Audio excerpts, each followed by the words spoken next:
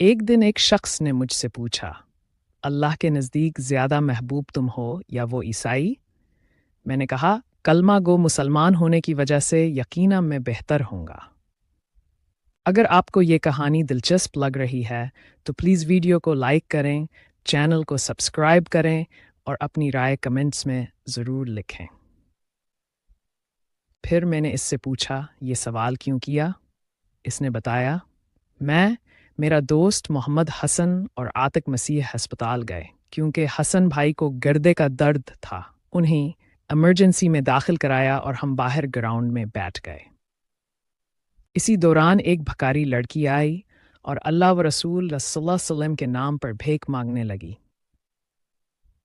میں نے کہا، یہ لوگ چالاک ہیں، ان کو نہ دینا، مگر عاتق نے مدد کرنا چاہی۔ پھر اس نے لڑکی کو آزمانے کے لیے کہا، مدد تب کروں گا اگر تم اکیلے میں میری خواہش پوری کرو۔ لڑکی نے انکار کیا اور آگے بڑھ گئی۔ میں نے کہا، اگر وہ مجبور ہوتی تو مان جاتی، لیکن کچھ دیر بعد وہ واپس آئی اور راضی ہو گئی۔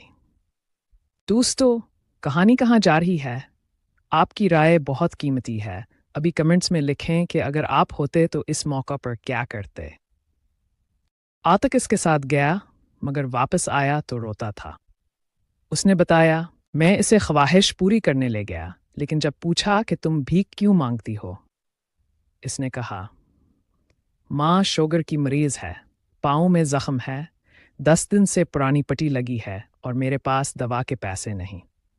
آج کچھ نہ ملا تو مجبور ہو کر تمہاری شرط مان لی، لیکن میرے پاس قرآن پاک ہے، اگر چاہو تو خرید لو تاکہ آج کا دن گزر جائے۔ عاتق کہنے لگا، اس کی بات نے میرا دل بدل دیا۔ میں نے قرآن لیا، جیب کے سارے پیسے دیے اور کہا، آئندہ پٹی اور کھانے کا انتظام میں کروں گا۔ اگر آپ کو لگتا ہے کہ قرآن واقعی انسان کو برائی سے بچاتا ہے تو اس ویڈیو کو زیادہ سے زیادہ شیئر کریں اور چینل کو سبسکرائب کرنا نہ بھولیں۔ آخر میں اس نے کہا، یار کوئی مسلمان قرآن کو سینے سے لگا کر جھوٹ نہیں بول سکتا۔ دیکھو، قرآن نے اسے میرے جیسے شیطان سے کیسے بچا لیا۔ اس واقعے کے بعد ہماری دوستی ختم ہو گئی، مگر میرے دل میں سوال رہ گیا، کیا اللہ کے زیادہ قریب میں ہوں یا وہ عاتق؟